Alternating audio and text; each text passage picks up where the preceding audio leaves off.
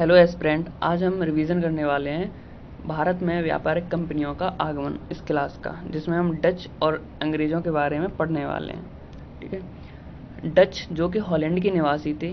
पहला डच यात्री कार्नेलिस द हाउडमैन 1596 में आया था। डच कंपनी का नाम वेरिंग दे ओस्ट इंडीज 1602 में रखा गया था और इन्होंने पहली फैक्ट्री 1605 मसूलीपट्टनम आंध्र प्रदेश में खोली थी और दूसरी फैक्ट्री को 1610 पुलिकट केरल में खोला था। जब डच प्रवेश कर गए यहाँ पर तो क्या हुआ कि पहले से पुर्तगाली थे, तो 1605 में इंडोनेशिया में पुर्तगाली वर्सेस डच इनमें कॉन्फ्लिक्ट हो गए और पुर्तगालियों को पराजित कर दिया डचों ने। 1619 में वेटविया 1605 में इंडोनेशिया में पुर्तगालियों को हरा दिया गया डचों के द्वारा और 1619 में वेटिविया को भी हरा दिया इन्होंने। ठीक है, यानी कि डच इतने पावरफुल हो गए कि अंग्रेज़ों पर अंग्रेज़ों पर अपनी सत्ता जताने लगे। यहाँ ध्यान रखना कि हॉलैंड का नाम अब नीदरलैंड हो चुका था। ठीक है, हो चुका है मतलब प्रेजेंट में। इसी तरह आगे बढ़े और 1616 में सूरत में फैक्ट्री स्थापित करी डचों ने। 1641 में मलक्का को जीता। क्या तुम समझ सकते हो कि मतलब डच इतने पावरफुल क्यों थे? तो इसकी थोड़ी सी कहानी इधर है कि हॉलैंड के दो बैंक खुले थे, 1609 में एक्सचेंज बैंक और 1614 में क्रेडिट बैंक ऑफ नीदरलैंड। ठीक है, इन बैंकों का इन्होंने बोला था कि कोई भी अगर इन बैंकों में अपना मतलब पैसा इन्वेस्ट करता है तो उसको पर ईयर 18% रिटर्न की गारंटी दे रहे थे। इस वजह से मतलब जो डच लोग थे वो इतना पावरफुल हो रहे थे। एक केस हुआ था 1623 में, अम्बिनी हत्याकांड। इस 1641 में विल्मीपट्टम आंध्र प्रदेश में फैक्ट्री खोली और 1645 में ही कराईकल तमिलनाडु में फैक्ट्री खोली और 1653 में चिंसोरा जो कि पश्चिम बंगाल में है वहाँ पे फैक्ट्री खोली। वहाँ रेशमी वस्त्रों का मतलब ये वो करते थे, व्यापार करते थे। ठीक है, और 1659 में श्रीलंका को जीता। 1663 में कोचीन केरल को जीता और डचों का पतन 1759 में वेदरा के युद्ध से हुआ। चिंसुरा का युद्ध भी बोलते हैं इसको। ठीक है,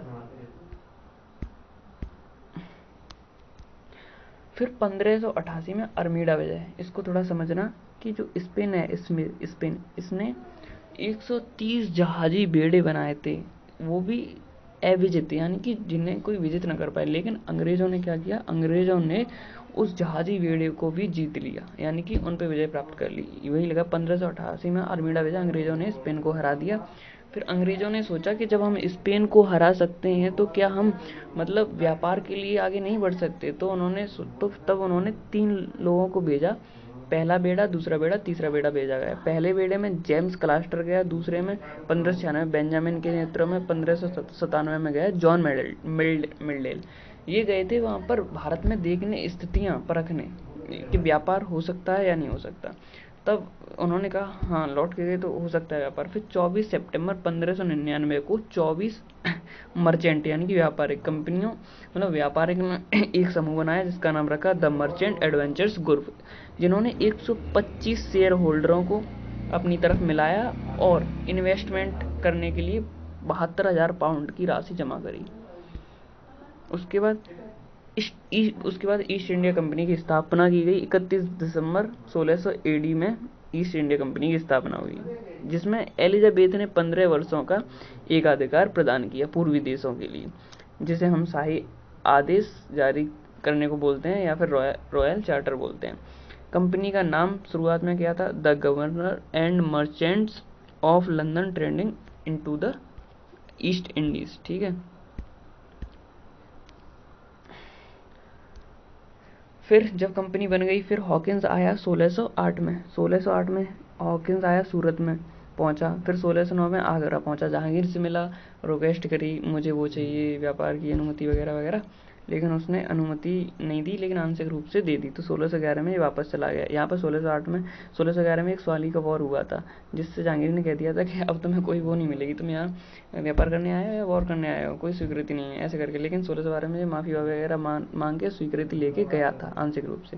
तो पहली अस्थायी फैक्ट्री कब खुली थी? मसूलीपट्टनम में 1611 में आंध्र प्रदेश में खुली थी। पहली स्थायी फैक्ट्री सूरत में 1613 में खुली थी और बड़ौच में भी, अहमदाबाद, आगरा में भी 1613 में खुली थी।